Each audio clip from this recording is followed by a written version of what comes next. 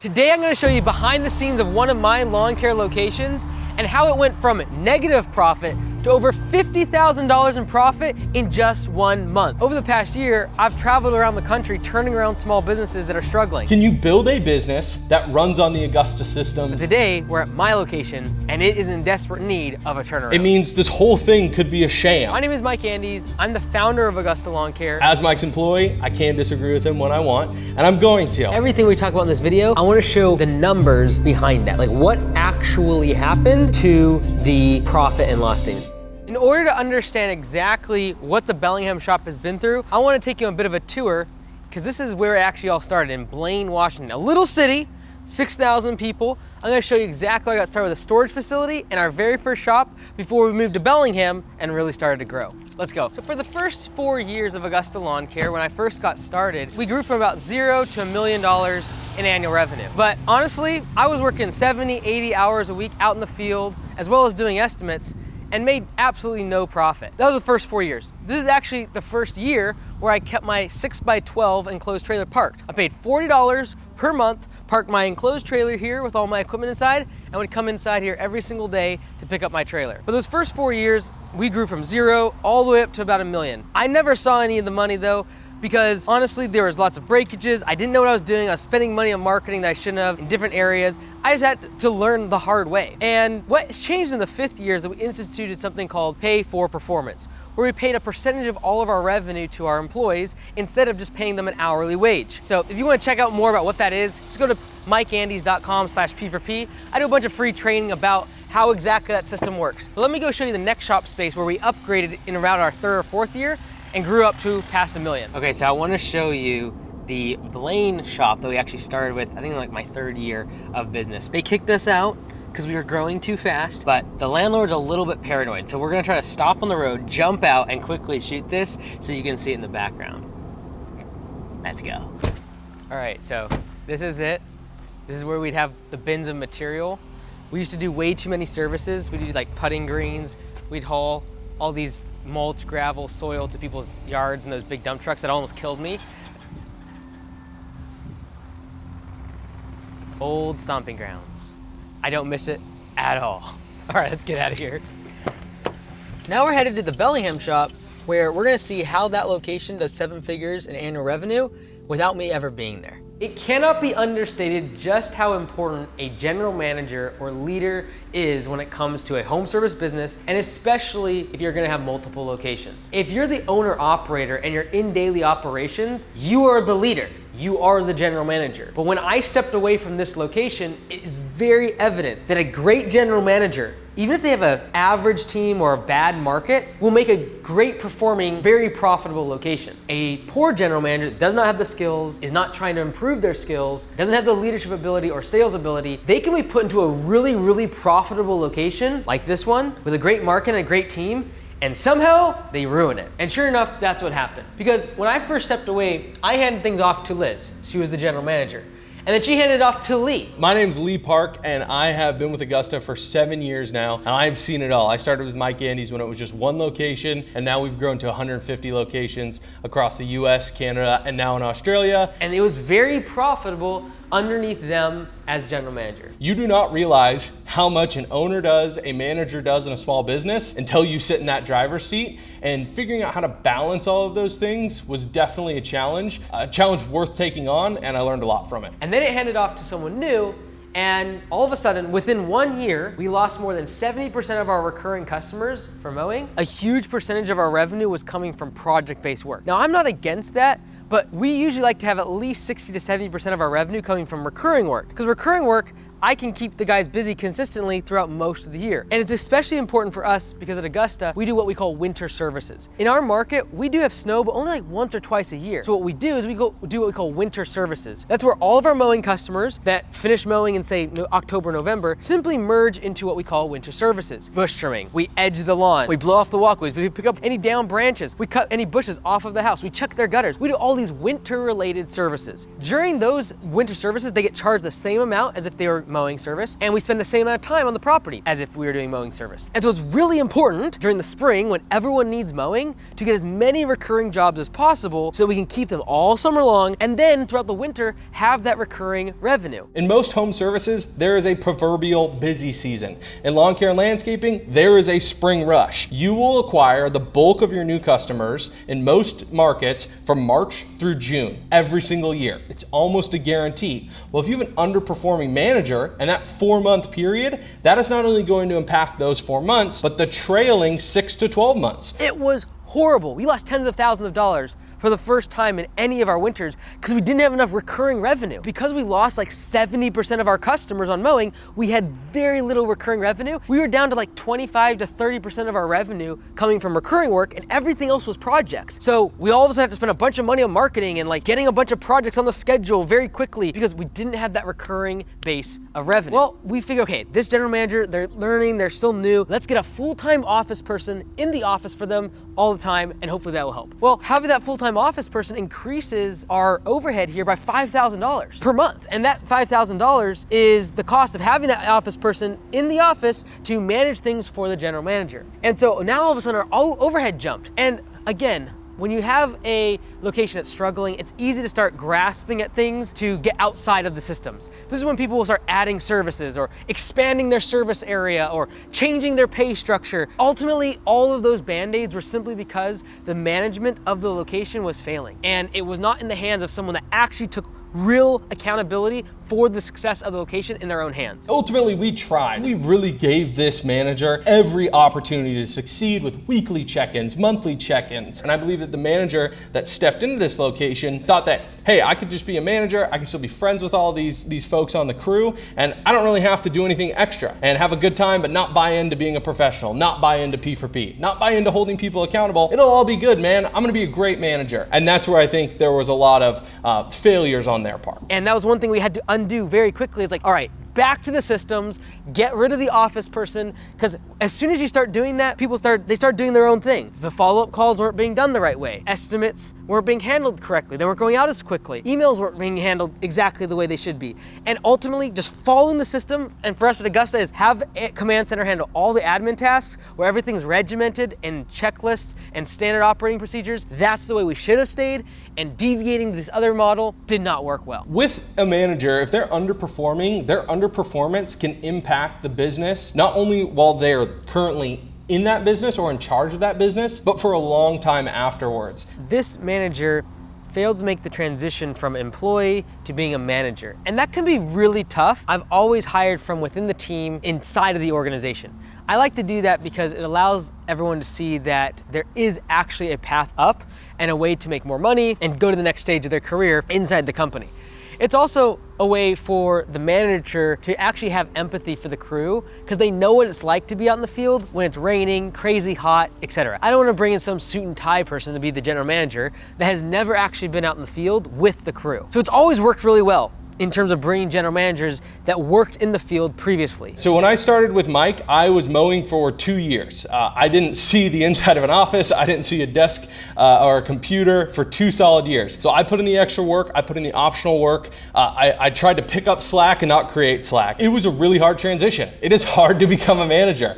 Your peers now become your subordinates. And I don't use that term or that word in a negative context, but ultimately I was now in charge of taking care of those team members. That's a very hard transition for a lot of managers to realize that these aren't just my friends anymore. You can still be friends with your employees or the people that you work with, but ultimately you have to hold them responsible to the standards inside of your business. And the problem is he never really made the transition from being a buddy-buddy team member to actually managing and having to bring down the law sometimes. Because of that, efficiency dropped, people started calling out, standards started to slide and be slack. And ultimately, there was just no urgency from the management to like improve and get better. If someone's making mistakes or they're new to something, I give a lot of leeway for them to be able to drop a few balls or make a few mistakes. But if those mistakes don't then spur the desire to go learn and improve and get more skills, I got a problem with that. Like I said, pick up slack, not create slack. If you can do that and improve yourself incrementally,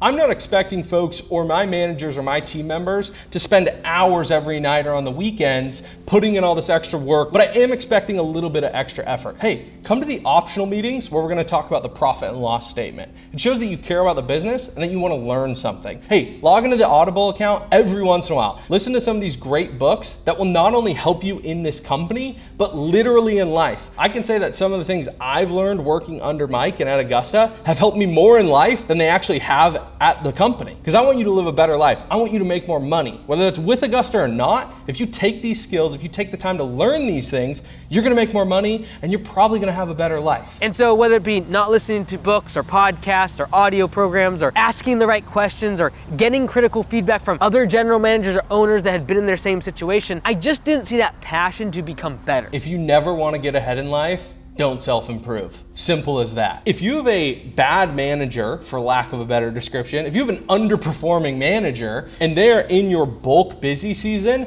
I guarantee you it's going to affect you for at least 6 months, if not a whole year after. This is the debris pile at the Bellingham shop. And over the course of years, it has slowly built up. That's very different than how it works when it comes to a turnaround. You can have just a matter of a few weeks or months and do massive amounts of damage to the business, but yet it'll take an entire year to turn around the business. And that's what's happened here. The Bellingham shop, in a matter of a few months, massive amounts of damage was made. Recurring jobs lost, culture was deteriorated, no accountability, all these problems. The general manager needs to be good at two things. One, leading the team, having great team meetings, looking at people in the eyes, keeping the room engaged during a team meeting. Very important. So leadership, hiring and firing, everything to do with being a great leader. The second thing is they have to be really good at sales. And the general manager just did not have the skill of really having the urgency that, hey, we need to get jobs on the schedule. We're only booked out a few days. We need to get jobs on the schedule this week. And I need to do follow-up calls. And I need to knock on doors and do door hangers and really sell jobs. There was just never that sense of urgency. Now, this person, honestly, a great person. I have nothing negative to say about them. You know, we talk about how do we choose managers, and before they became a manager, they showed a lot of marks of being a good manager. Great communicator, great with customers, well respected among the team, right? Those are good marks of someone becoming a manager. And so even back then, I would come to the office once a week, and I just never felt there was an urgency and like there was no accountability for like the fact that they were responsible to keep the crew busy. Therefore, they've got to sell. They've got to go out and get hungry and get more leads. And if there's not enough leads coming in, you've got to figure out the marketing and turning on the ads. And I just didn't see that sense of urgency. They were an obvious choice to move up into a management position. However, maybe we should have looked at the intangibles a little bit more, right? And that's buying into the culture, the philosophy, the systems that we teach here at Augusta. Were they bought into that? Did we see any characteristics of them wanting to hold everyone around them to a standard, or were they willing to just get by on whatever standards they felt were good enough for them? Our assets weren't getting used. Our trucks and equipment, I would come in here, there'd be 15 trucks, and only 6 or 7 of them were out in the field because we didn't have enough work. We weren't anywhere close to capacity. And when it comes to the revenue you're making now versus the revenue you could do if all your trucks were being used, the difference between that is where all of your profit is at. You want your trucks being used and your equipment being used as much as possible. That's what we call asset utilization. It's simply a matter of like, what percentage of the day, of the week, of the month is your equipment being used? The more it can be used, the more profitable you will be. Because otherwise, that fixed expense of the payment on the truck, the insurance on the truck, it's just sitting there. It's gonna cost you something no matter what. You wanna get as many jobs on the schedule as possible to fill the schedule to capacity so that all the equipment is being used as frequently as possible. Throughout the spring rush, whenever I would check in up on the shop each week, I saw a degrading of the equipment and the maintenance of the facilities. So weeds started growing. All of a sudden things weren't upkept and organized, and the trucks weren't washed, the trucks weren't cleaned out. All these little indicators of just lowering the standard. One thing that I like to say to leaders and to managers, to team members, is being a peer-to-peer leader is a lot harder than being a hierarchical leader. A hierarchical leader means, all right, Mike has promoted me to manager, and now I have authority over everyone. Right? It's much harder to be a peer-to-peer leader, and that means you and I are on the same level here, but I'm gonna hold you accountable to a higher standard, and I expect you to hold me accountable to a higher standard, and that's something we didn't look for in a general manager, and that ultimately was something that set that person up to fail, is because they weren't already practicing that mentality before they moved into a management position. And ultimately, when it comes to things like cleaning a truck, does that really affect what the customer is going to get on their property? Not a lot. Like the actual work itself still got done. The lines were still straight in the lawns. Like the grass still got cut. However, when you let standards slide like cleaning out of the trucks, my philosophy is this: how do I expect my crew member to get out at a customer's property and have things neat and tidy and exact and professional, and then get into a dirty truck where there's trash and dirt and grime, and it's like no one's cleaned this thing in months? How is that even fair to the employee? I take this fully at the manager's discretion, and they're accountable for making sure that the standards of cleanliness, tidiness, organization is upheld. And when you don't have tidiness and organization, equipment starts to break down, stuff starts to fall apart. All of a sudden we have lists of things that are broken on the board in the office, of just equipment that was not taken care of, that was damaged, that was negligent, someone drove over stuff.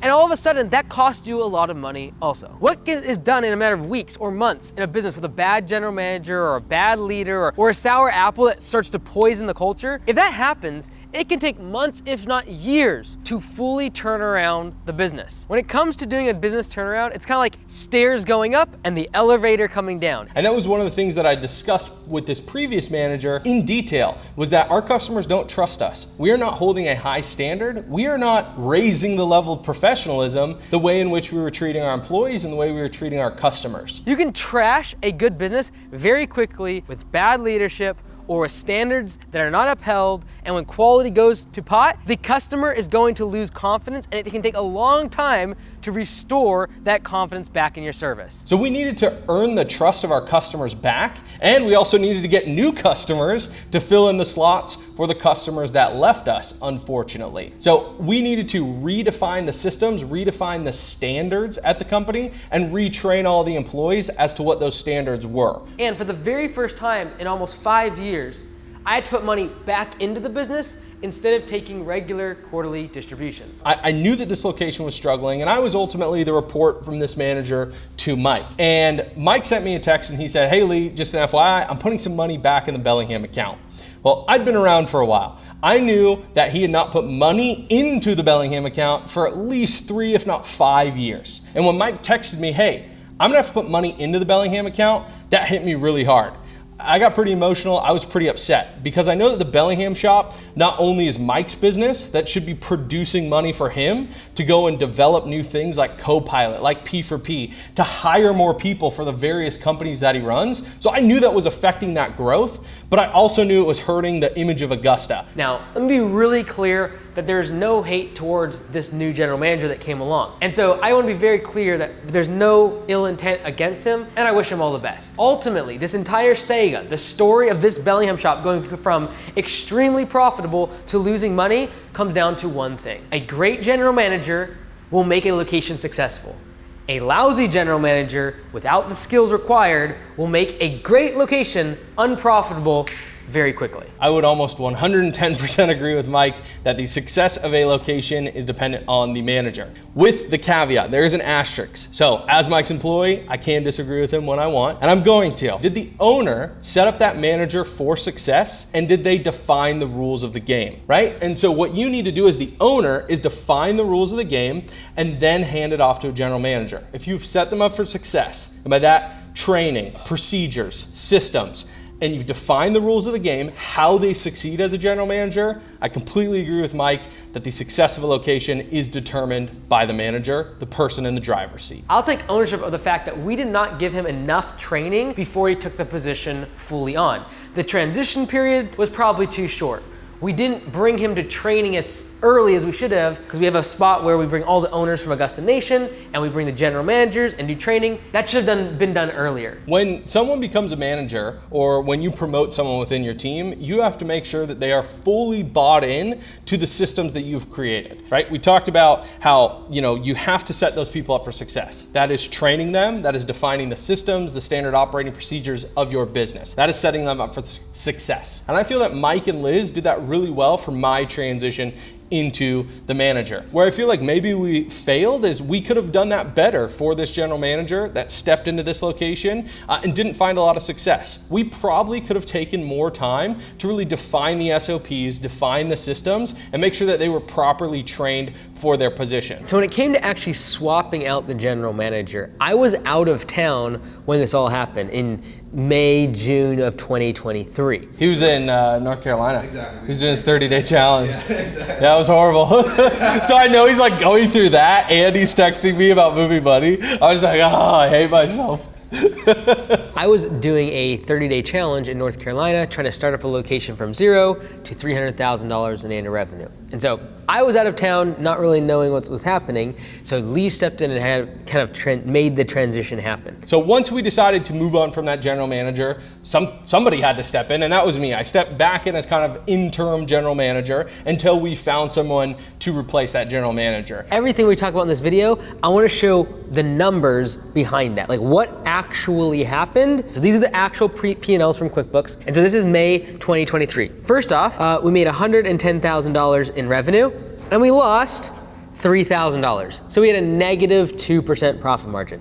Not good. I knew that we needed to raise prices. However, as I've always taught, you raise prices when you're at capacity. In other words, all your trucks are being used, all your employees are fully working full time. And we were nowhere near capacity because the previous general manager had lost so many jobs and we literally had less than half the amount of mowing jobs as we had before. Now, the thing I want you to really focus on though is the fact that our wages in this month were $71,000. If you take that as a function of our total revenue, about 65% of our revenue, gross revenue, was spent on wages. If that number's over 50%, most of the time your business isn't gonna do very much profit. It's not gonna be super great. And so what we need to do is focus for the first year on just increasing the amount of jobs that we had back up to capacity. And so for the first year we didn't raise prices. Obviously if you raise prices, you're gonna sell less jobs. Your close ratio, the number of estimates that you actually close and win, it's gonna go down. And so instead of raising prices last year right away, instead we waited for 1 year and we literally tripled the amount of recurring jobs that we've had. We started focusing on the recurring work, really trying to get that back up and running, even though it was later in the year and it's very difficult to do that. This past spring, this location went from just 70 mowing customers to over 300 after losing so many of them the year prior because of the previous general manager. But it's taken an entire year to get to the point where we were able to raise prices because we actually built up enough goodwill with our customers. And about a month ago, we raised prices at this location. Now what we did is we raised prices two ways. One, to our existing customers. These are customers that are already on their recurring schedule, and we raised their mowing prices by $12 for weekly service and $18 for bi-weekly service. We created a price increase email that notified our customers that we were raising prices due to the cost of fuel, insurance, and the extra costs associated with the inflation of labor. The importance of waiting to do that price increase was to reprove or to show our customers that we cared.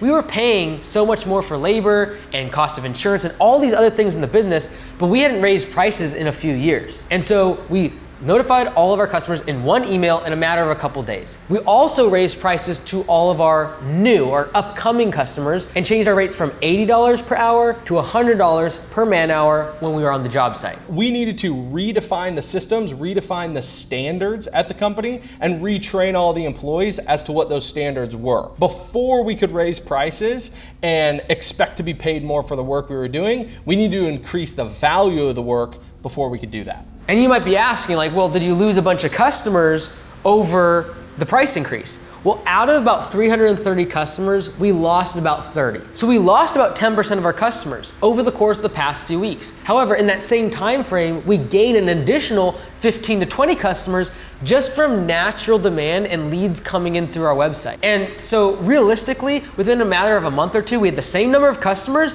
but everyone was paying 25 to 30% more. And ultimately in home services, if you do a great job, you have a great brand, and you've positioned yourself as a premium product and a premium service, and you have premium customers, when you raise prices, they don't want to go look for other providers. And if you've marketed that service to really good customers that have the money, they're not gonna wanna switch, and that's what we experienced. But the other thing that really needed to change was resetting the culture. And honestly, because the way that general manager had been managing in terms of very buddy-buddy and friends with everybody, as a manager, you're gonna have to have hard conversations. You're gonna have to fire people. You're gonna have to hold people accountable. You're gonna have to tell people when they're doing things wrong. There's a certain style of leadership that being friends with the team members can be helpful. But if that takes away from the responsibility of you as a manager to holding people accountable, to getting performance and getting stuff done, we've got a problem. The new general manager came in town, it was a new sheriff.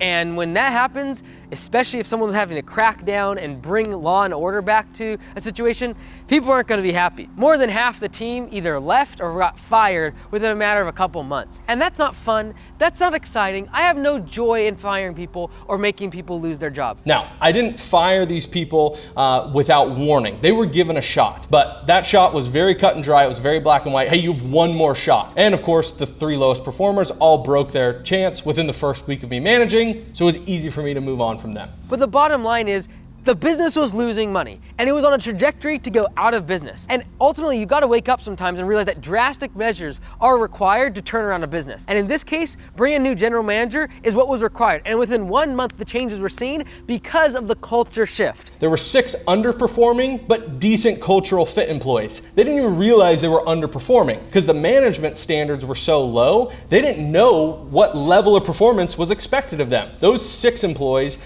I paired with the top 6 employees of the company, and they worked side by side every day for 2 to 3 weeks. So the idea was to bring those low performers or underperformers up to the level of what a high performer should be in the location. Talking to employees, holding them accountable, getting pay for performance back on track. I reinstituted what the standard was on P for P. No one had made P for P the 3 months previous with this underperforming general manager. So what I did is I retrained what P for P was, and I reinstituted the standard of being productive on our team. That meant that you had to have less than 30% waste in your day. So what we had to do is work a lot harder. But when people started to work harder, the profits went up in the business and everybody made more on their paychecks. By increasing our hourly rate and increasing our prices, we were also effectively giving our crew a raise because of pay for performance, where they make a percentage of all the labor revenue. And this was perfect timing because we were going right into the hot season where it's super hot outside and no one wants to work. And so we were immediately able to get everyone making an extra $3, $4, $5 more per hour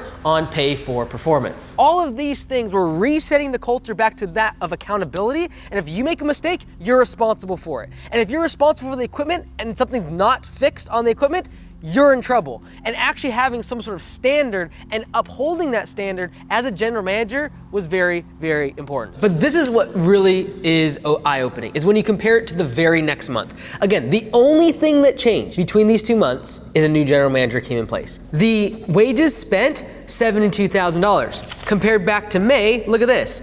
Literally $1,000 more. So our wages went up like 1 or 2%. Meanwhile, our revenue went up from $110,000 all the way up to $168,000, which means it is a telltale sign of the fact that there's inefficient labor. The same number of employees, the same amount of wages being spent, literally garnered 50% more revenue. This is the difference between a great general manager and a lousy general manager, is taking what labor was already given to them, but making it way more efficient and completing 50% more revenue. After the price increases, our crew is making substantially more money on pay for performance. Pay for performance, they just make a percentage of the labor revenue in their day. So by increasing the hourly rate that we're charging the customer from 80 to 100, we were effectively giving them a 25% raise. Part of the reason we push so hard for pay for performance is because we want our people to make more money. Having been paid by performance under Mike Andes,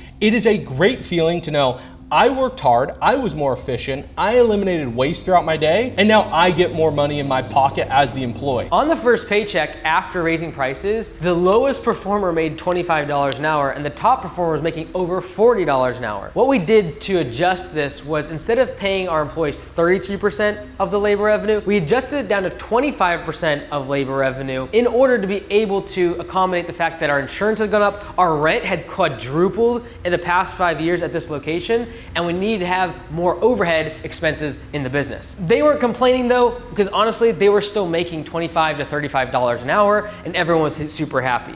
Ultimately, raising prices has a massive trickle-down effect in the business. And you can afford to pay people more. You can afford to have benefits. And when we switched to pay for performance, that was the first year that I was able to offer medical benefits, gym reimbursement programs, paid time off, and other incentives for the team. So everyone wins when you simply have a better business model that makes more profit. By having this much incentive for them on pay for performance, we saw their efficiency scores go up dramatically. And that's why we push so hard for efficiency scores. The last month of this previous general manager, the team efficiency score was 51%. That means 49% of the team's time was waste. Your business will never be profitable in lawn care and landscaping if 49% of your employees' day is waste. The month I came in, we increased that efficiency score 13% over 1 month. So it went up to 64%. Not great, but an improvement.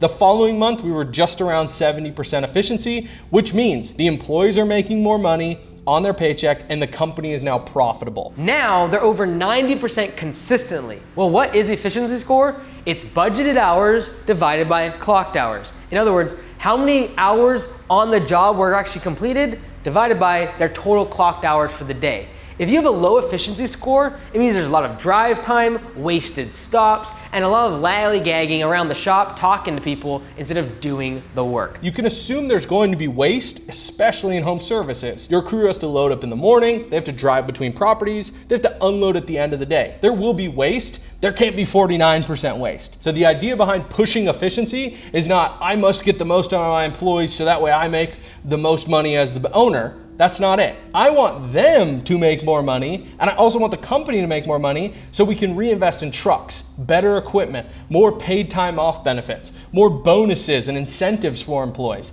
That is why I want my efficiency to be increased for everyone's benefit. With efficiency scores over 90%, you'll be printing money in your home service business. If you compare these two profit and loss statements, there's really not much difference. Like, oh, maybe you spent a lot more in advertising. Nope, we actually spent less money in marketing. We went from $3,000 in marketing down to $2,600 in marketing. So less money was spent on marketing. Everything else very, very similar. The only thing that changed was our revenue. Why? Because the labor got way more efficient. When you brought law and order back into how the crew should be ran and making sure everyone was efficient and pay for performance was actually being used, that's what turned this culture around, and ultimately that's what changed the numbers on the profit and loss statement from going negative $3,000 and look at this, $55,000 in profit the very next month after one change was made. And what was that? A new general manager. And check this out. If I take $72,000, it is now under the 50% threshold compared to my revenue.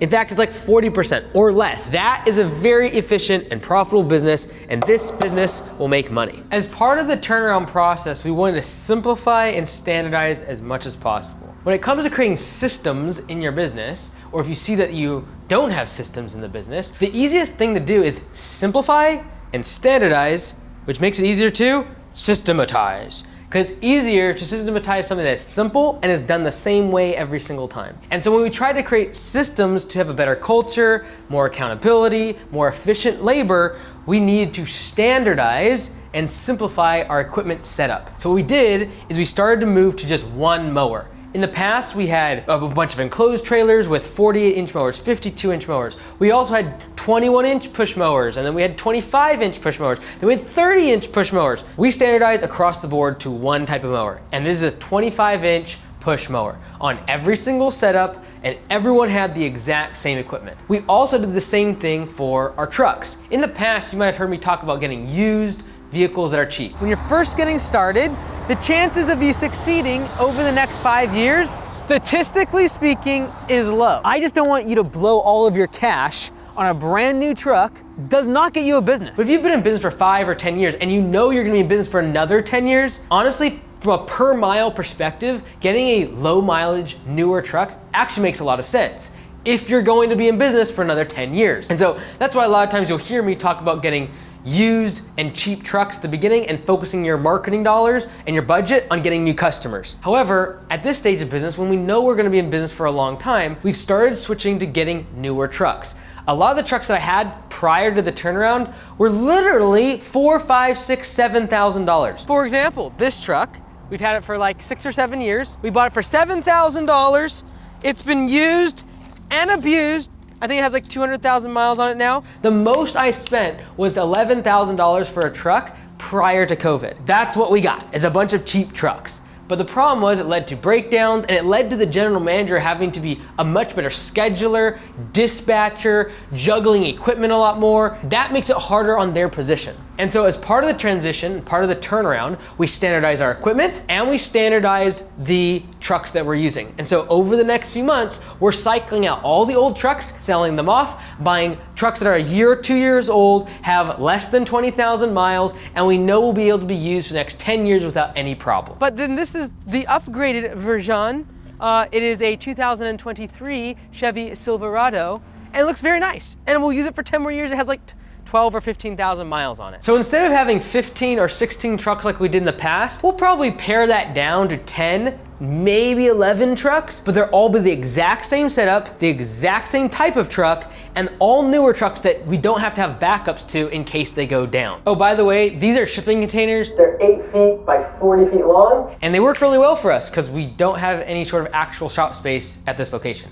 However, I digress. Let's fast forward all the way to present day. Now at this location, I actually don't show up at all. This is the first time I've been in this box this entire year. The bottom line is I used to show up once a week on Thursdays for meetings, but now Nick, the regional manager, and Corey, the general manager, completely take care of this location. And honestly, they're doing a pretty good job. This is where broken equipment comes, we get red tags on it, stuff gets fixed, things are organized. Things are back to where they should be at in terms of following the systems of Augusta Lawn Care. One of those systems was getting the office manager that was dedicated to this location back to moving everything admin related to command center. That way the general manager can just focus on selling and working with the team, and all office and admin related activities are back at command center being done efficiently. I expect that as we move forward into next year, 2025, that they'll be able to grow revenue by at least 30 to 40%, while maintaining a 20% profit margin. My goal is always to have at least 20% profit margin with a 10% of all revenue being distributed to me as the owner. Again, profits, I'm gonna give a lot of it to my general manager, my regional manager, and my crew. But the other half of it, the other 10%, I wanna be taking that home as owner's distributions. Now to be clear, all the credit will go to my general manager and regional manager that have been running this location. I don't come here at all. I never show up, and it's because of their accountability and holding themselves to a very high standard that all of these changes have been made. Their ability to have urgency around sales, hiring, getting a great culture of people, having standards and organization is what's led to this turnaround and will propel them to more revenue and greater success in profitability in the future. Watch this video here if you're interested in starting multiple locations, and I actually give you a budget for starting a new location and scaling it to 6 over the next 10 years.